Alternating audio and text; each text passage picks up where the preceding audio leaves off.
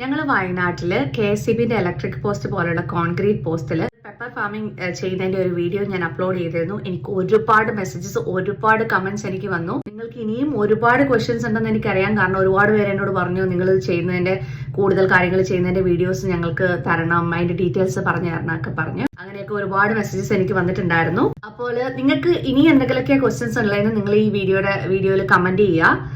ഞാനൊരു Q&A session ചെയ്യുന്നുണ്ട് with the man behind this idea.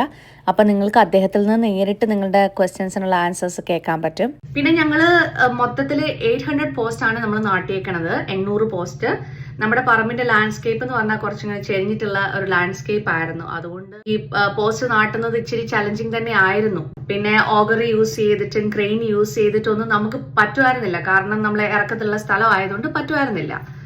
അപ്പം ഈ വീഡിയോയിൽ നിങ്ങൾ കാണുന്ന പോലത്തെ ഒരു ഹിറ്റാച്ചിയും പിന്നെ 2 ചേട്ടന്മാരും ചേർന്നിട്ടാണ് ഈ ഫുള്ള് പോസ്റ്റ് നാട്ടിയേക്കണത്. അപ്പം ആവറേജ് ഒരു 30 പോസ്റ്റ് പെർ ഡേ അവർക്ക് ചെയ്യാൻ പറ്റുന്നുണ്ടായിരുന്നു. പിന്നെ എനിക്ക് തോന്നുന്നു ഒരു ലെവൽ ലാൻഡ്സ്കേപ്പ് ആയിരുന്നെങ്കിൽ നമുക്ക് ഈ പോസ്റ്റ് നാട്ടുന്നത് കുറച്ചും കൂടെ ഈസി ആയിരുന്നേനെ. ഓൾസോ നമുക്ക് കുറച്ച് കൂടുതൽ പോസ്റ്റും കൂടെ നമുക്ക് അക്കോമഡേറ്റ് ചെയ്യാൻ പറ്റുമായിരുന്നു എന്ന് എനിക്ക് തോന്നുന്നു.